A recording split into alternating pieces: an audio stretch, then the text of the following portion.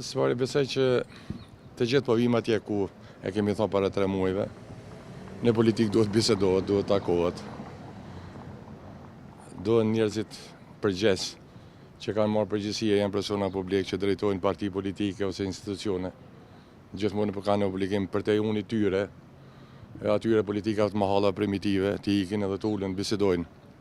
Zakonisht bisedohet me ata të cilët ki dallime ose mos pajtime, me tentu me gjetë marrëveshje ose kompromise që i shërbejnë shumicës këtë rast. Kështu që mirë që po ndodhin këto lëvizje, shpresoj që këto lëvizje do të vazhdojnë.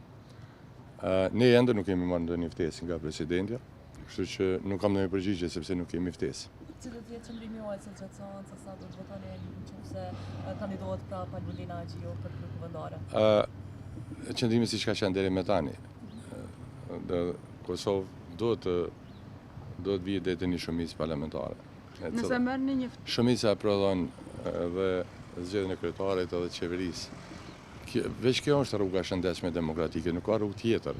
Prandaj duhet provohet të ndërtohen shumicat parlamentare me qëllim që Kosova të vitojë institucionet. Dhe shumica parlamentare, si më thon, identifikohet ose etablohet tani në zgjedhjen e kryetarit të vendit, sepse për çka quhet shumicë parlamentare? Ajo e cila ka me mbështet, ka me dalë edhe institucionet prej saj, kryetari i vendit, qeveria dhe pastaj që shumica parlamentare mbështet qeverisjen ose qeverinë e vendit me ligjet e saj. Zoti Gjimaj, nëse keni me marrë ftesë presidente, sa keni me shkuntaken?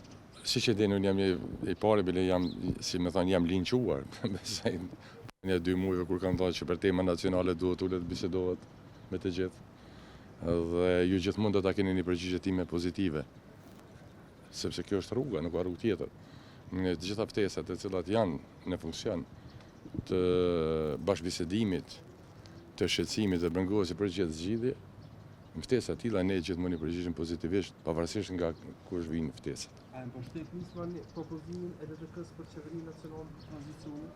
Ne jemi për qeverisë shumicës, është një propozim që duhet trajtuar, po besoj që ai propozim duhet të konkretizohet, duhet të ftohen, si më thanë, propozuesi duhet fillojë të iniciativën të shoh edhe të bëhet përpjekje për të realizuar edhe atë ide.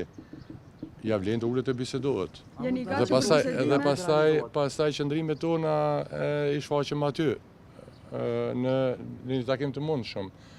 Po unë përgjithsisht mbështes idenë ose mënyrën e qeverisjes të shumicës. Shumica duhet ketë Kosova një shumicë parlamentare. Vetëm kështu mund të krijojmë institucione të përgjithshme, stabile dhe që mund të përgjigjen detyrave dhe sfidave që na presin atë qeveri. Nëse shkoni te presidentja, a do të keni një ide se partisë nisma që do të shkoni ndonjë propozim? Po, besoj që po, kemi disa propozime, të cilat besoj që sfari do ta ndëgjojmë, nëse kemi ftesën, do të ndëgjojmë cila është qëllimi i ftesës presidentes dhe nga aty pastaj ne do të shfaqim mendimin dhe qëndrimet tona. Faleminderit. Faleminderit ju.